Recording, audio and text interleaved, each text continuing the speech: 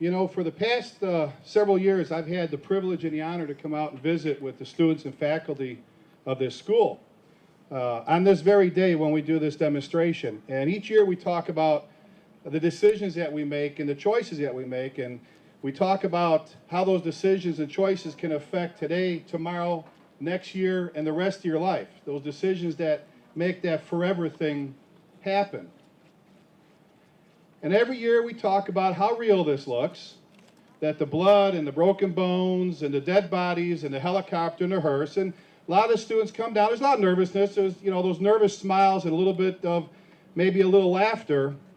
But this is serious. This is serious. This, what you saw, was make-believe. I'm going to tell you right now, you know it was make-believe. The blood, the bones, the bodies, the hearse, everything was make-believe. But as sure as I'm standing here right now, tonight or this weekend, our police officers and firefighters are going to be in an incident, an accident just like this. And some son or daughter, wife or husband, grandma, grandpa, or somebody's not going to go home because of a decision that was made by somebody, a choice that was made by somebody. There was no act of God that caused the accident. It was a decision that someone made consciously to be either alert or not alert, or to be in control of their vehicle or not, or what happened before they even got in their car.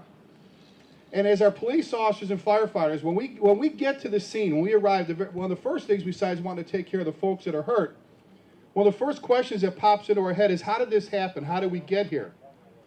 And what's amazing when you look at the cause of these accidents, when you look at what got us to where we're flying people for real in care flight, we're flying people that are going to lose a leg or an arm, or someone who's going to have a funeral in a couple days, it usually was due to something, some distraction, something that happened. I mean, you would not believe how many accidents we go to where somebody's on their cell phone. I wish I could put you in one of our police cars, fire engines, or ambulances. We're trying to go help somebody. We're trying to respond to a baby that's not breathing, to someone who's in bad shape, someone having a heart attack, and we've got someone in front of us that's talking on their cell phone, has their music turned up too loud. I like a good song like the next person, but they can't even hear us. Eating food while they're driving and not getting out of our way. And then when they notice us, they stop in the middle of the street. They don't know about going to the right for sirens and lights, and we're delayed getting to someone who needs us. If that was your brother, your sister, your mom, or your dad, you would be angry. I wish I could give you that opportunity to see that. How many people don't get out of the way? And when we look at these distractions, some of these other things that go on, you know, it's not just a matter of driving defensively all the time. It's driving alert. It's understanding. There are people out there that are angry, they're stressed out, they're having a bad day, and they're just looking for you to vent it on.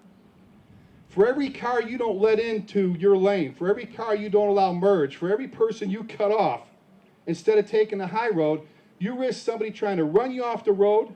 You risk somebody trying to pull up next to you and fight you. All these different things that happen that cause these things. These accidents we get to, again, ask a police officer, what happened on this one? Oh, road rage. Somebody got mad, ran him off the road. What happened? Well, he was on his cell phone.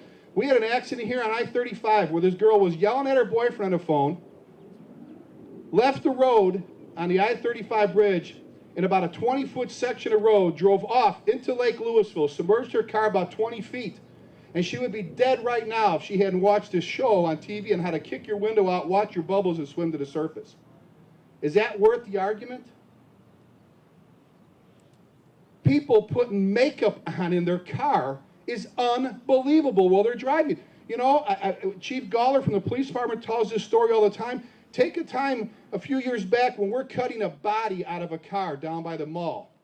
The car's wrapped around the poles. You know what was embedded into her skull? Her makeup mirror. I guess that was really important. As funny as that sounds, she's not going home to her husband or to her mom or dad ever. See, it's those decisions. And we've got people text messaging now while they're driving. You know, I like it like the next person. My son or daughter, I think every 9.5 seconds is sending somebody a text message, and we laugh, and it's funny. But there is no way you can remain and control your vehicle and make the right decisions and take evasive actions when somebody does something in a split second if you're trying to text message. It doesn't work, and if you have somebody that's doing it now, they're just lucky. That's all that is freak luck. You will kill yourself, you will kill someone else if you don't remain alert, if you don't drive defensively, and if you don't allow yourself to be distracted. Every year we come and we visit on this, and we talk about making the right decisions. We talk about responsibility. There's that word you hear all the time from people, responsibility. That means, that word should be etched in your brain. That means that you're making decisions because they're right, not because they're popular. Popular decisions get people hurt and killed. You make decisions because they're right. And sometimes those aren't easy. Not allowing somebody to bully you into something or pressure you into something, that's hard.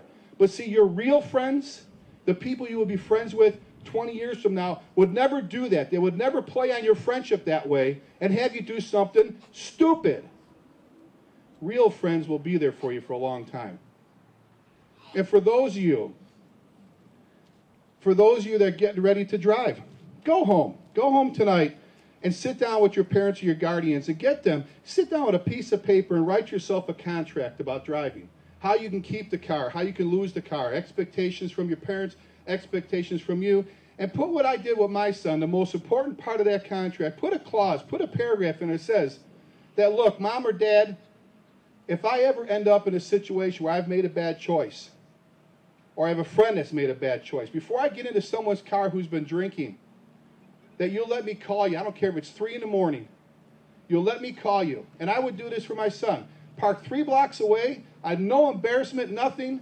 No yelling, no talking. Just get in my car because you know what? There's way too many crosses on the sides of the roads of people that have not taken that kind of initiative. You want to give your mom a Mother's Day present, go home and sit down and write that contract and hand it to her on Mother's Day. Hand her a contract that says you want to be responsible and that you want to live for a while. See, I want to be there when my son gets married and has kids, and I want to walk my daughter down the aisle. But that's not going to happen if they don't make the right decisions. See, often I get asked a question about a police officer or firefighter's day. Could I describe their day? And I say it like this, and I've said this for years. Our best day is your worst day. A firefighter police officer's best day is your worst day. We train. Our police officers train to stop people from doing things they shouldn't be, to stop people from taking someone's life with the vehicle or whatever. When they pull someone over and issue a ticket, it's not because they're harassing people. They're trying to keep you from running into somebody or killing somebody's child. Our firefighters practice and train to cut people out of cars, to CPR little babies, and to bandage people. Our best day is your worst day. We are at our best when we're making that bad time go away. I just have a very, very easy, I have a simple thing for you to do. I actually want to ask you to make us a promise, and I ask this of the group every year, to make us a promise.